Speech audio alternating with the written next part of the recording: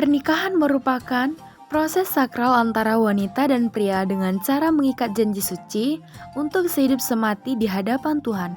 Di Indonesia, yang kaya akan budaya, ada banyak tradisi pernikahan berdasarkan adat istiadat setempat. Salah satunya adalah pernikahan adat Batak Toba. Prosesi pernikahan yang digelar menurut adat suatu daerah selalu dapat menarik perhatian. Tak terkecuali pada pernikahan adat Batak Toba yang terdiri dari banyak prosesi dan mengeluarkan banyak biaya, hingga dikenal sebagai pernikahan mahal.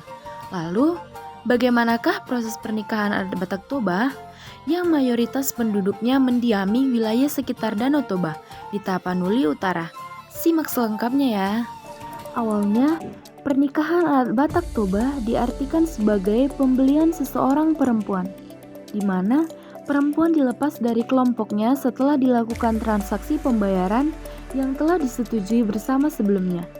Transaksi tersebut berupa pembayaran sejumlah barang berharga ataupun kepada pihak perempuan yang dalam bahasa Batak Toba disebut sebagai sinamot. Adapun tata cara pernikahan adat Batak Toba yang disebut dengan dagok, yaitu pernikahan orang Batak secara normal berdasarkan ketentuan adat terdahulu yang melibatkan unsur dahilan natolu adalah sebagai berikut.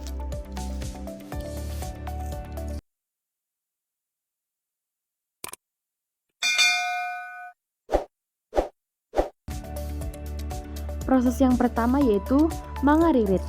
Mangaririt merupakan tahap persiapan pernikahan yang meliputi memilih gadis yang akan dijadikan istri berdasarkan kriteria pria atau keluarganya. Tahap ini biasanya dilakukan jika calon pengantin prianya tak dapat mencari pasangannya sendiri karena sedang berada di perantauan. Proses yang kedua yaitu mangalehon tanda. Mangalehon tanda memiliki makna pemberian tanda apabila seorang pria telah menemukan wanita sebagai calon istrinya. Kemudian, keduanya saling memberi tanda. Sang pria biasanya akan memberikan sejumlah uang kepada wanita, sedangkan pihak wanita akan menyerahkan kain sarung kepada laki-laki. Dengan ini, mereka telah terikat satu sama lain. Proses yang ketiga yaitu marhusib. Marhusib atau melamar mempunyai makna di mana pihak laki-laki melamar perempuan yang akan menjadi bagian keluarga mereka. Sinamot. Marhata sinamot merupakan kegiatan yang membicarakan beberapa jumlah sinamot dari pihak pria.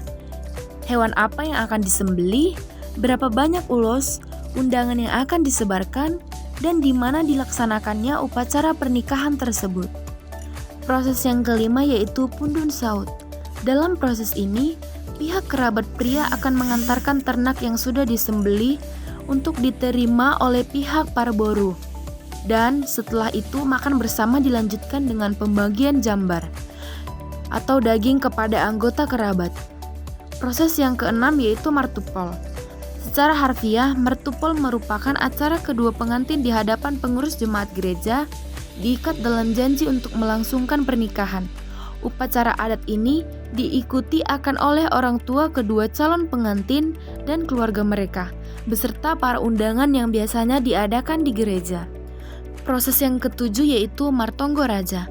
Tahap ini, kedua pihak dari calon pengantin akan membahas sesi adat hari H lebih rinci lagi, sama keterlibatan masing-masing anggota keluarga besar atau sahuta, seperti siapa yang bertugas untuk menerima ulos dan hal-hal yang telah disepakati dalam acara marhusib sebelumnya. Proses yang kedelapan yaitu manjelo pasu-pasu para bagason atau pemberkatan pernikahan. Pemberkatan pernikahan kedua pengantin dilaksanakan di gereja oleh pendeta. Setelah pemberkatan pernikahan selesai, maka kedua pengantin telah sah menjadi suami istri menurut gereja. Proses yang kesembilan yaitu ulaon unjuk atau pesta adat. Dalam upacara adat, inilah disampaikan doa-doa untuk kedua pengantin yang diwakili dengan pemberian ulos. Adapun jenis-jenis ulos yang berperan dalam upacara pernikahan adat antara lain sebagai berikut, yaitu ulos sela atau ulos pengantin. Yang kedua, ulos pansamot. Ulos yang ketiga yaitu ulos paramai. Demikianlah tata cara upacara pernikahan adat Batak Toba. Semoga bermanfaat dan menambah wawasan untuk kita semua. Jika ada pertanyaan mengenai pernikahan adat Batak, silahkan tulis di komen ya.